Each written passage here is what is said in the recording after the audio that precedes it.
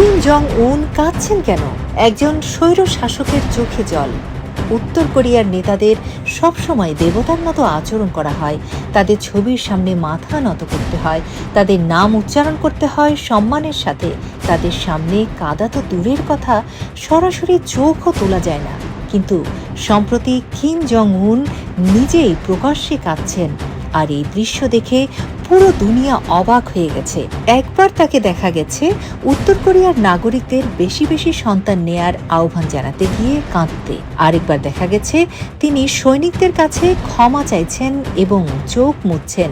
এই দৃশ্যগুলো দেখে স্বাভাবিকভাবেই প্রশ্ন আসে, একজন স্বৈরশাসক কি প্রকাশ্যে কাঁদতে পারেন?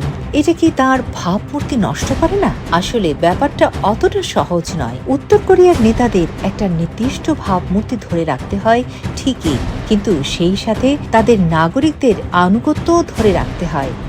আর এই আনুগত্য ধরে রাখার জন্য শুধু ভয় দেখানো যথেষ্ট নয়। মানুষকে মনে করাতে হয় যে তাদের নেতা তাদের ভালোবাসেন, তাদের কষ্টে কষ্ট পান। এখানে একটা মজার বিষয় রয়েছে। উত্তর কোরিয়ার নেতারা নিজেদের পরিবারের কর্তা হিসেবে উপস্থাপন করেন, কিন্তু সেটা বাবার মতো কর্তৃত্বশীল ভূমিকায় নয়, বরং মায়ের মতো যত্নশীল ভূমিকায়। দেশের দেয়ালে দেয়ালে যে দেশপ্রেমিক পোস্টারগুলো থাকে, সেগুলোতেও নেতাকে একজন মমতাময়ী পালনকর্তা হিসেবে দেখানো হয়। এই কৌশলটা মানুষের মনে একটা আলাদা অনুভূতি তৈরি করে, ভয়ের পাশাপাশি একটা আবেগের সংযোগ তৈরি হয়।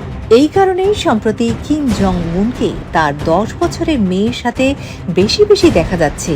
একজন স্নেহশীল বাবার ছবি মানুষের মনে নেতার একটা নরম দিক তুলে ধরে। কিম জং উন আর মমতাময়ী, এই দুটো শব্দ একই বাক্যে কল্পনা করাটাও কঠিন ছিল, কিন্তু এটাই এখন উত্তর কোরিয়ার রাজনৈতিক কৌশলের একটা বড় অংশ হয়ে উঠেছে। পুরো বিষয়টা আসলে একটা কথা বলে, ক্ষমতা ধরে রাখতে শুধু শক্তি লাগে না, লাগে মানুষের আবেগকে নিয়ন্ত্রণ করার দক্ষতাও। কিম জং উনের গোপন জীবন সম্পর্কে আরও জানতে চাইলে এখনই ক্লিক করুন।